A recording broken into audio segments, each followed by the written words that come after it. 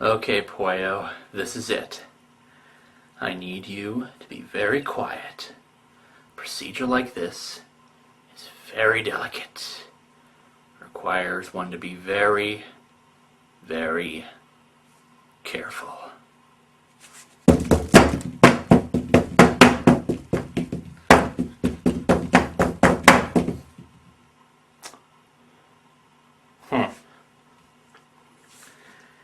Maybe if I hit it with the screwdriver instead. Why don't you just do what Superboy Prime did and punch the wall? Oh, I tried that already, Pollo. I ended up hitting a wall for like half an hour. And the only thing I got out of it was that Donna Troy got a new origin and Dr. Insano became a guy. Dr. Insano was always a guy. Yeah, just keep telling yourself that. There's gotta be some solution to this. I can't think in this silence. Put on a movie or something.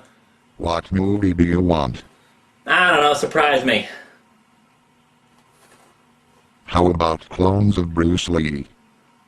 Clones of Bruce Lee. Clones of Bruce Lee. Clones. I met you on a Thursday, Friday I took you home. Well, Saturday I'm begging you, baby, just leave me alone. You're turning me upside down, pull me to the ground when you shake me, shake me. I'm giving you what you need and I'm begging, please don't break me, love.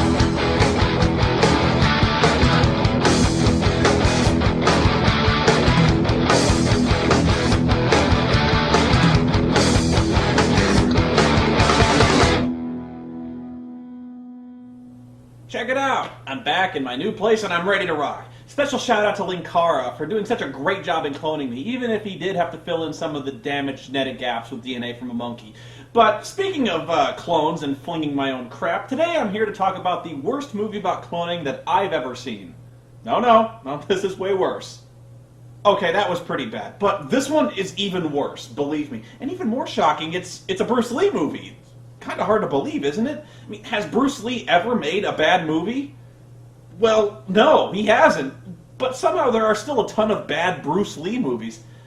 Okay, I'll try to explain. Bruce Lee is probably the most well-known action star in movie history. He's one of the toughest, quickest, and most athletic dudes ever to punch a guy in the soul. This is probably the single greatest moment I've ever seen in any action movie, and to me it pretty much wraps up Bruce Lee in one single punch. Bruce basically punches this guy so fast and so hard it liquefies his solar plexus and kills him instantly. Now with anybody else you might have thought this is ridiculous, but with Bruce Lee you bought it because he was the one man badass enough to kill a man with one punch, and nobody, past, present, or future, could ever hope to replace him. But that didn't stop some people. Even though the world was stunned by Lee's untimely death, there were still some savvy B-movie companies out there that attempted to cash in on the tragedy by creating their own little brand of knockoff entertainment that directly copied the Bruce Lee template. And I do mean copy. It spawned a plethora of Bruce Lee lookalikes and gave birth to a weird little cinematic subculture known as Bruceploitation. There were a ton of kung fu movies made following Lee's death, using impersonators to cash in on Bruce's popularity, and the sudden resurgence of interest in him after his death. A few of these movies didn't even really bother to have fake Bruces. They just used the name in the title, like Bruce Lee Fights Back from the Grave, which opens with a scene of Bruce's grave being struck by lightning, Bruce leaping out of the coffin. And that's it. The rest of the movie has nothing to do with Bruce Lee coming back to life. The rest of it is a completely different story. And beyond the first 30 seconds, the title, the poster, and the entire Bruce Lee premise is a total lie. It was really embarrassing to watch the depths to which people would sink to rip off Bruce's name to sell their own shitty movies. But then someone had the most brilliant idea ever. Why stop at copying Bruce Lee once? Let's copy him, 4 times. You know, with cloning. So they did, and here it is, The Clones of Bruce Lee, an almost impossible movie to find unless you know some especially deranged Hong Kong bootleggers. And I do. It's directed by nobody and stars Dragon Lee, Bruce Lei, Bruce Lai, Bruce Tai, and John? Jeez, I haven't seen this many impersonators since 3,000 Miles to Graceland, and actually, I'm still on the fence which of these movies is worse. It's Bruce Lee. They're waiting to murder Aaron and Hal. The movie opens with Bruce Lee being rushed to a hospital where he dies shortly thereafter of a cerebral edema. Bruce Lee, the world-famous film star, died last night of a sudden heart attack. Oh, I'm sorry, a heart attack. Uncomfortable yet? Anyway, a British intelligence agent is quick to arrive on the scene with a daring plan. Couldn't you be a little more explicit? I'm afraid not, sir. You see, it's a matter of security, highly confidential. I see. I am allowed to tell you this much. It concerns Bruce Lee. The film star? Yes, sir. No, the golfer. Yes, I mean the film star, you idiot! The clones of Bruce Lee. What a scientific achievement this will be. 3 of them, eh, Professor? Do you really think you can do it? I saw your coupon in the paper. Yeah, like t-shirts, clones are cheaper when you get them in bulk. Doctor, how long has he been dead? Not long. 20 minutes. Give or take. Crap, I knew we forgot something. Hey, did anyone get his time of death? All yours. They figure if they can get some of Bruce's blood, they can create clones of him and have the clones form a team of super spies that fight international crime. That's fucking brilliant! Now that's science, guys. You don't just clone Bruce Lee once, you clone him a shitload of times, and then you send them all out to go kill people. And that's exactly what happens. Doctor, may I trouble you for an empty syringe? Yes. Hey, should we get the permission of his next of kin? Ah, fuck it. With nothing more than 1 syringe full of blood, the scientist goes back to his lab and together with his 2 foxy nurse assistants, goes about the mind-bendingly complex task of creating the world's first viable, perfect clone of another human being. And judging from the lighting, he's doing it inside a disco.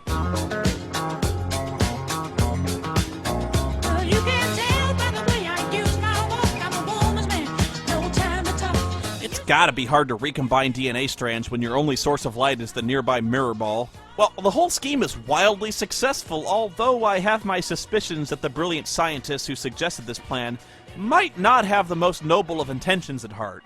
The professor, huh? Nancy, I really don't trust that man. Really? Why? So far, so good. You're just imagining things. The scientist creates 3 Bruce Lee clones, making all sorts of discoveries about human cloning in the process. For one, you can make a fully grown adult clone of a human being in about 10 minutes like you're working a creepy crawler maker. And 2, that clone will emerge with all of the memory, experience, and martial arts skills of the original, because Bruce Lee is so hardcore that kicking ass is coded into his DNA. And of course, physically they're virtually indistinguishable from the real thing.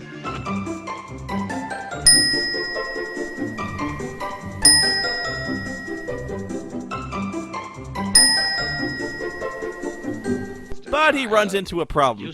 You can call one guy Bruce Lee, but what the hell do you call the other Bruce Lees? Mr. Collin, I'd like you to meet Bruce Lee 2 and Bruce Lee 3. Hello. Bruce Lee 2 and Bruce Lee 3. Oh, what in the hell else are you gonna call them? I would have spent hours agonizing over that decision, but I guess it's at least easy to remember.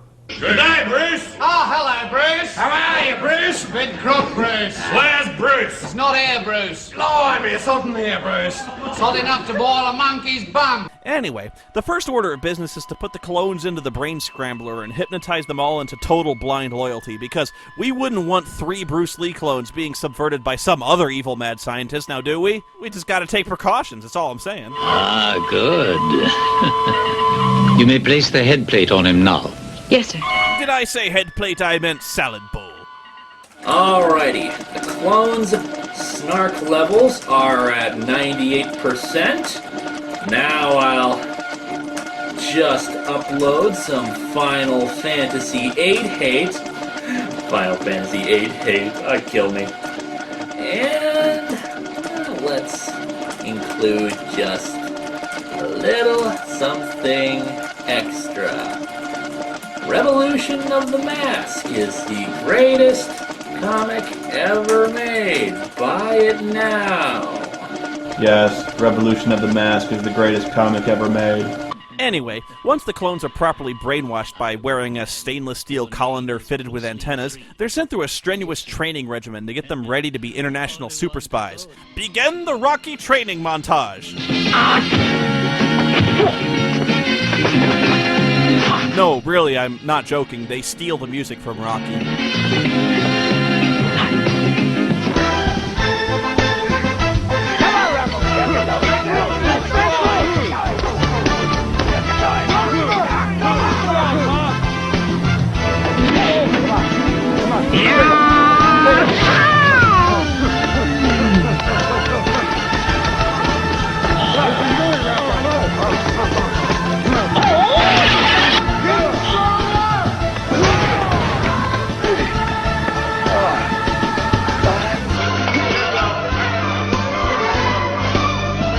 minute, is he flipping me off? Back at you, Bruce. And of course, when you're looking for the greatest martial artist to train your Bruce Lee clone, there's no one better than Chong Li from Bloodsport. Or this guy's good too. Now, the first 5 techniques are dragon, tiger, snake, panther, crane. Yeah, shouldn't we be learning Jeet Kune Do, Sensei? It's only the style Bruce Lee is most known for. Yeah, whatever. Time for disco fighting! And yeah, thanks to the super funky power of disco, they managed to pick all of these kung fu styles up in a day. And none too soon. Number 1's first assignment will be to get rid of Mr. Chai Lo. That film company of his is nothing more than a front for a gold smuggling racket. Their first mission is to bring the nefarious international gold smuggler Chai Lo to justice. Gold is really hard to smuggle, but Chai Lo gets away with it because he also happens to be a martial arts movie producer. What, are movie producers immune to prosecution or something? But luckily, this presents the ideal opportunity for the good guys to send Bruce Lee in undercover as a movie star, infiltrate Chai Lo's organization, find the gold, and bust the bad guys. And believe it or not, this plan actually seems to work. Bruce Lee 1 just walks onto a movie set and starts fighting stuntmen in front of the worst matte painting in the world. Where's this movie supposed to be taking place? On the top of Mount Kilimanjaro? Heaven? Well, judging from the set design, Chai Lo obviously doesn't throw much of his gold smuggling money back into his movie front. Yes, no one will suspect a thing when a guy who looks and acts exactly like the most famous martial artist on Earth shows up as the star of their new movie. Brilliant! Amazingly, Chai Lo realizes there's something fishy about this guy, but he can't quite put his finger on it. You mean you haven't checked him out? He's good enough to be an undercover agent, Chang. Oh, a spy? Exactly. So you think the guy is a secret agent because he's a really good martial artist? Doesn't... Asshole, you're making a martial arts movie! Just because the guy knows kung fu, that doesn't make him a secret agent. Alright, he is a secret agent, but still, you got lucky. That was an awfully big leap. I mean, hey, wait, a really good martial artist, we don't have the budget for that. Wouldn't the scene have just made more sense if the guy pointed and said, "Hey, Wormy, what the hell is Bruce Lee doing on my set? Isn't he supposed to be dead?" Looks good, didn't he? Yeah, not bad.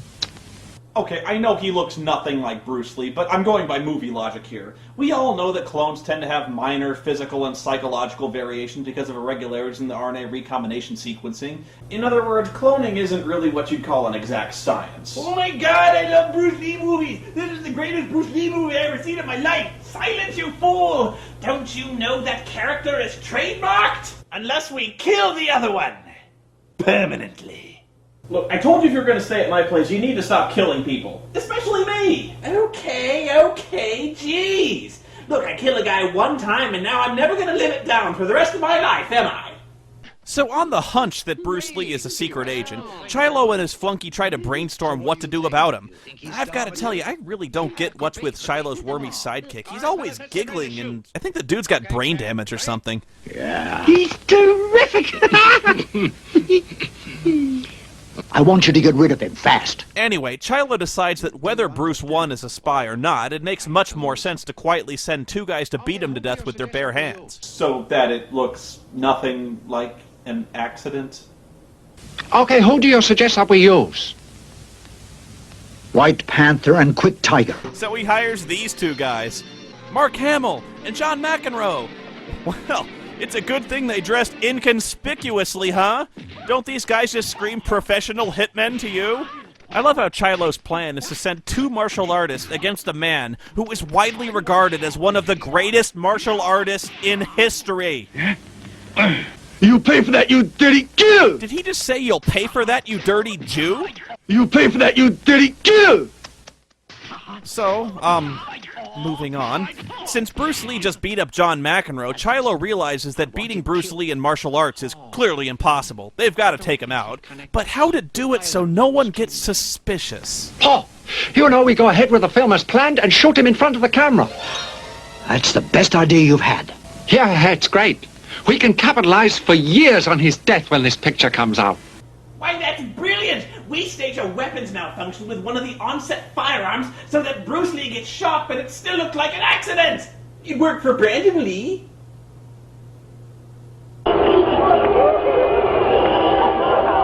Darkest sketch!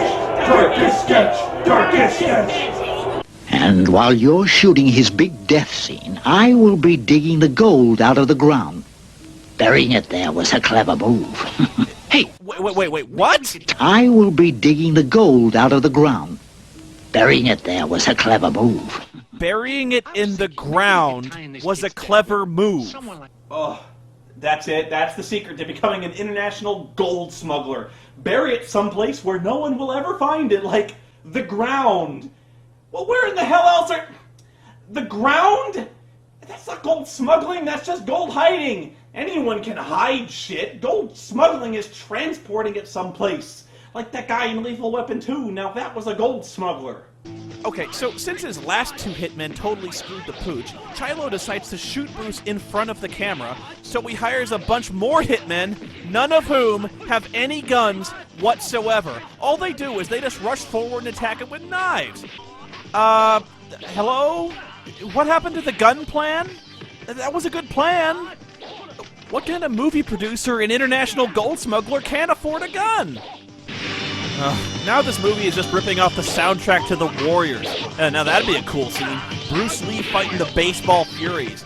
By now you're probably noticing that 95% of this movie is just mindless kung fu fighting. There's almost no plot beyond Bruce Lee goes places and wrecks your shit. Notice that any time someone gets hit, they make the same whining, moaning noise. These are the whiniest, most whipped henchmen I've ever heard of. Oh,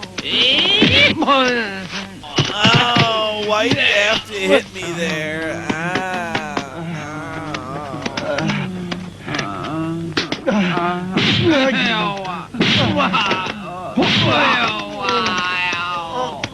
While the hitmen are keeping Bruce busy, Chilo goes to his magnificent hiding spot and digs up all the gold he was hiding in his, clever hiding spot, the ground, and he tries to make his getaway on a sailboat.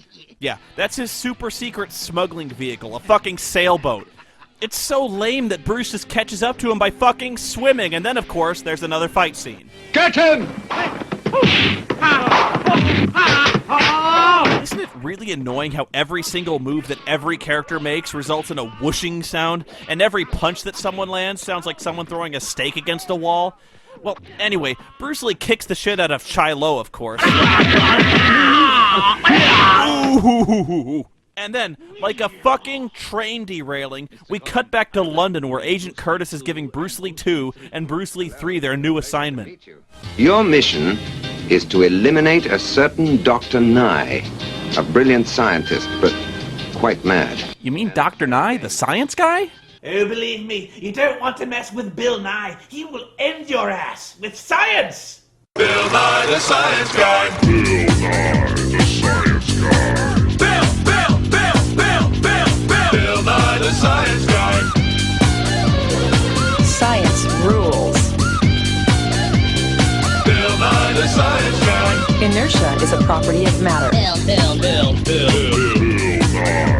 Science Guy. T minus 7 seconds. You pay for that, you dirty kill! Yeah. He's terrific!